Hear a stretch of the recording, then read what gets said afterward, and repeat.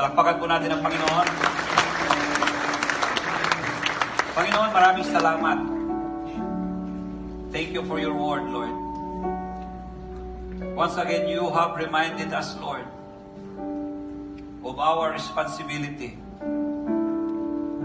of our role, of our value and purpose. Salamat po, Panginoon. Panginoon, patawarin niyo po kami, Panginoon. Kung minsan sa buhay namin, Panginoon, kami nananahimik. Patawarin niyo po kami, Panginoon. Kung minsan sa buhay namin, Panginoon, binabaliwala namin, Panginoon,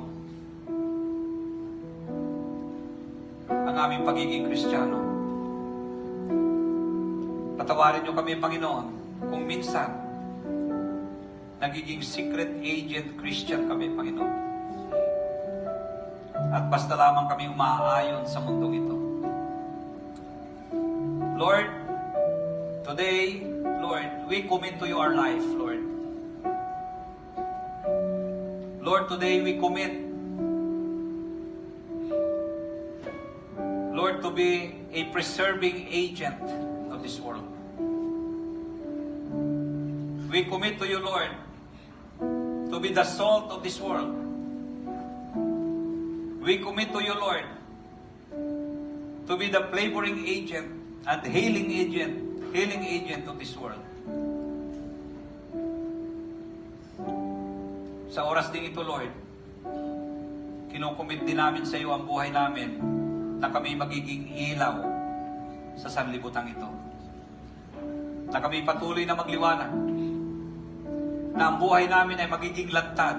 Na ang gawa namin, Panginoon, ay magiging lantad. Para malaman ng mga tao that truly, you have changed us, Lord. Tunay nga na binago mo kami. And this is our prayer, Lord. Continue to transform our life, Lord. Continue to change us. Continue, Lord, to lead us to the path of righteousness and holiness. At hayaan niyo po na ang buhay namin, Panginoon, ay patuloy na magbigay ng kaluwalhatian sa pangalan mo. Lord, maraming salamat. Thank you, Lord, for your word today. And this we pray in Jesus' name. Amen.